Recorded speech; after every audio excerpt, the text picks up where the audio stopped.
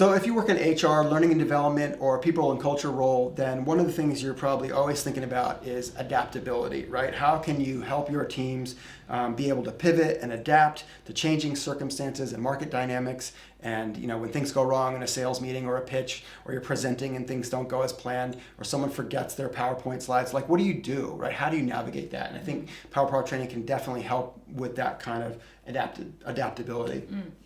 Oh, plenty of times. It happens to me on a daily basis. And I think what I got out of improv as well was seeing the other side of it, and it's not all bad.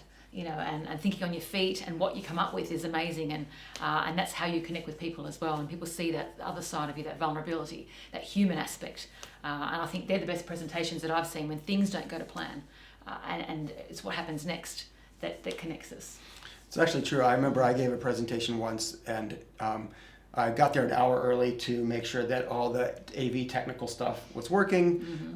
It all worked. The auditorium filled up, and then I had to give my talk, and none of the tech worked.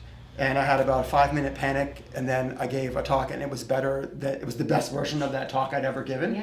And the audience responded in a completely different way. I learned a lot. So I think, it's learning to embrace a failure or mistakes even as opportunities for growth and learning, and just really using the tools and techniques that PowerPoint training will give you to lean into your intuition and instinct, to trust your gut, believe that you have it in you, and that when things go weird or wrong, you can adapt, you can react to the new information, and you can communicate to your team what you want to do and make a new plan and move forward successfully and joyfully together.